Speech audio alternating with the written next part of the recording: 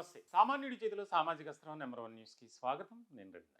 రెండు తెలుగు రాష్ట్రాల్లో సంచలనం కలిగించినటువంటి కేసు గాదే సాయికృష్ణ కస్టోడియల్ టార్చర్, అలాగే లాకప్ డెత్.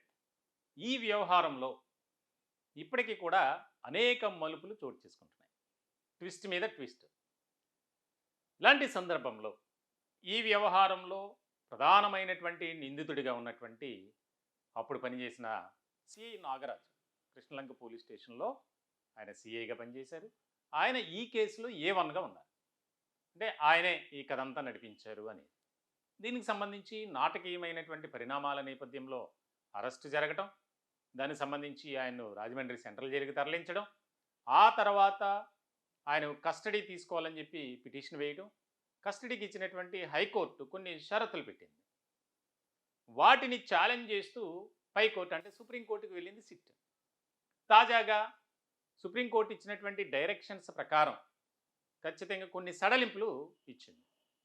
దానిలో భాగంగా సుప్రీంకోర్టు గైడ్ లైన్స్ ప్రకారం సిఐ నాగరాజును కస్టడీలోకి తీసుకున్నారు సిట్ అధికారి. మొదటి రోజు విచారణలో భాగంగా చాలా కీలకమైనటువంటి అంశాలపై ఆయన దగ్గర నుంచి సమాధానం రాబట్టాలని చూశారు సిట్ అధికారి. కానీ ఆయన నుంచి ఎక్కడా కూడా సరైనటువంటి ఆన్సర్ రాలా. టైం రావాలి, టైం ఇవ్వండి, అన్నీ చెప్తా, ఇది సమాధానం అట. ఆగస్టు 5వ తారీఖు వరకు ఆయన కస్టడీ ఉంది. ఉదయం 10 గంటల నుంచి సాయంత్రం 5 గంటల వరకు ఆయన విచారించాలి. సుప్రీంకోర్టు ఇచ్చినటువంటి ఆదేశానుసారం మాత్రమే చేయాలి. ఇలాంటి సందర్భంలో చాలా కీలకమైనటువంటి అంశాలు మార్కాపురం నుంచి తీసుకొచ్చినటువంటి సందర్భంలో అధికారులు ఎవరు, మీకు అప్పగించింది ఎవరు, అలాగే అసలు ఎందుకు ఏ కేసు మీద మీకు తీసుకొచ్చారు, కృష్ణలంక పోలీస్ స్టేషన్కే ఎందుకు అప్పగించారు, ఇది రెండవ ప్రశ్నగా. మూడవది, సాయి కృష్ణపై దాడి చేయాల్సినటువంటి అవసరం ఎందుకు వచ్చింది? సరే, దాడి చేసిన తర్వాత ఆయన తీవ్రమైనటువంటి గాయాలు పాలవడం, ఆ తర్వాత ఏ హాస్పిటల్లో చికిత్స అందించారు? కొన్ని సందర్భాల్లో పోలీస్ స్టేషన్కే డాక్టర్లు పిలిపించారు, దానికి సమాధానం లేదు. అలాగే కస్టోడియల్ టార్చర్, దానికి సంబంధించి అనేక రకాల ఆరోపణలు వినిపిస్తున్నాయి మీ మీద, దీనికి సంబంధించి ఆన్సర్ చెప్పండి, దానికి నో ఆన్సర్. అలాగే దీనికి సంబంధించి కృష్ణలంక పోలీస్ స్టేషన్లో ఉన్నటువంటి సీసీ కెమెరా ఏదైతే వ్యవస్థ ఉందో దాన్ని మొత్తం ఎందుకు నిర్వీర్యం చేయాల్సి వచ్చింది? ఆ ఫుటేజ్ని ఎందుకు మాయం చేశారు? అసలు ఆ సమయంలో సీసీ కెమెరాలు ఎందుకు పనిచేయాల? అసలు వ్యవస్థ ఏదైనా ఒక రకమైనటువంటి టెక్నికల్ ఇష్యూ వస్తే మొత్తం పనిచేయదు, కానీ ఏ కెమెరా కూడా పనిచేయాల. అలా చేశారు. అక్కడ ఆధారాలు దొరకకుండా ఉండేందుకు అనేది ఆరోపణ మాత్రమే.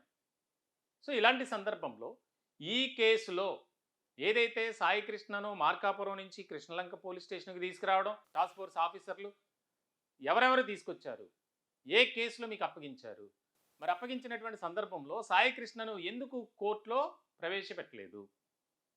అలాగే ఈ కస్టోడియల్ టార్చర్ విషయంలో కనీసం ఇలా గాయాలు పాలయ్యాడు, మీ అబ్బాయి పరిస్థితి బాగలేదు అని కుటుంబ సభ్యులకి ఏమైనా సమాచారం ఇచ్చారా?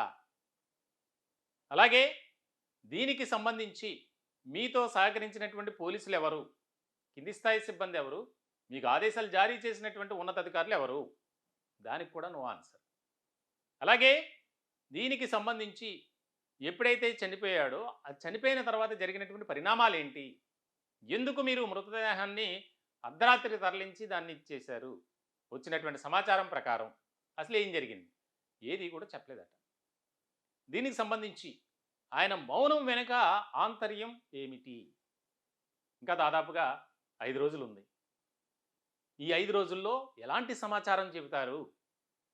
అందరూ కూడా ఇంకా రాబోయే కస్టడీ ముగుస్తుందనుకున్నటువంటి 2 రోజుల్లో ఖచ్చితంగా సిఐ నాగరాజు ఓపెన్ అవుతారు.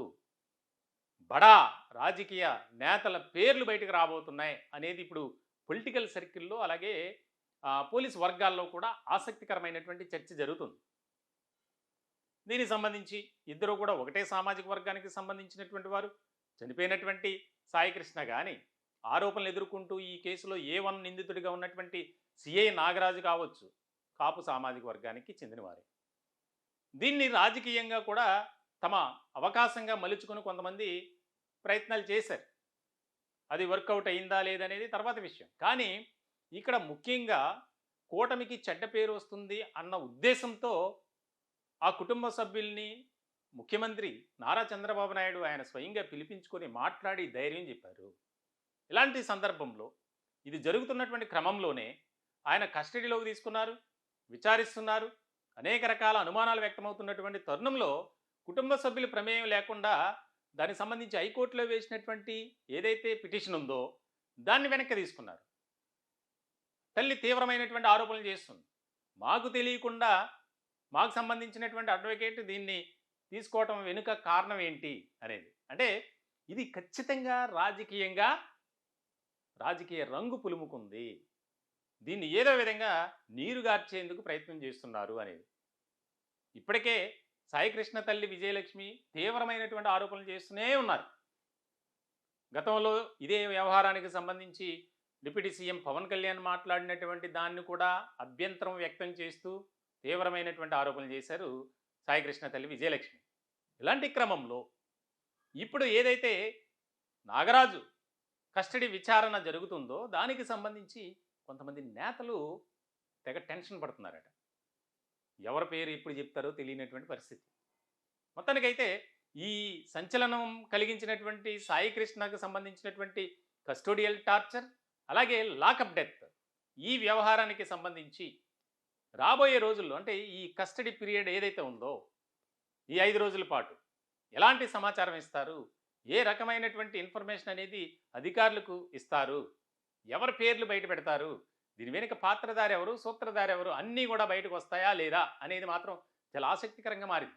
ఎందుకంటే ఈ వ్యవహారంలో సాయికృష్ణను హతమార్చి ఎలాంటి ఆధారాలు లేకుండా చేయటానికి నాగరాజు ఆయనకేమీ ప్రత్యక్షంగా ఆయనకి కావాల్సినటువంటి అవసరం ఏమి ఉండదు, ఆయనకి ప్రయోజనం కూడా ఏమి ఉండదు. కానీ దీని వెనుక ఎవరున్నారు, అసలు వ్యవహారం ఏంటి, మూలం ఏంటి, ఇది జరగడానికి గల కారణం ఏంటి, జగ్గైపేట ల్యాండ్ ఇష్యూనా, విజయవాడ ల్యాండ్ ఇష్యూనా, అసలు ఏంటనేది అర్థం కాని ప్రశ్నగా మారిపోతుంది.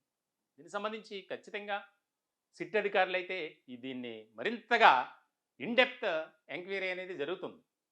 దీనికి సంబంధించి ఇప్పటికే సాక్ష్యాలు కొన్ని ఆధారాలు సేకరించినటువంటి సిట్ అధికారులు ఈ కేసులో చాలా కీలకంగా కింగ్ పిన్గా ఉన్నటువంటి సిఐ నాగరాజు, కృష్ణలంక మాజీ సిఐ నాగరాజును విచారిస్తే తమదైన శైలిలో ఖచ్చితంగా చాలా ఇన్ఫర్మేషన్ అనేది బయటకు వస్తుంది.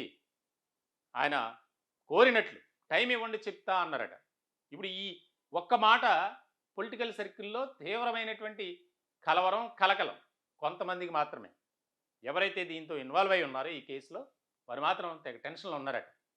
చూడాలి రాబోయే రోజుల్లో సిఐ నాగరాజు కస్టడీ పూర్తయ్యే సమయంకి ఏ రకమైనటువంటి అంశాలు బయటపడతాయి, ఇంకా ఎలాంటి పరిణామాలు చోటు చేసుకుంటాయి అనేది చాలా కీలకమైనటువంటి అంశంగా మారబోతుందని మనం చెప్పొచ్చు. ఈ టాపిక్పై మీ విలువైనటువంటి అభిప్రాయాలు కామెంట్ రూపంలో తెలియజేయండి. దయచేసి మా ఛానల్ని సబ్స్క్రైబ్ చేసుకోండి. Thank you.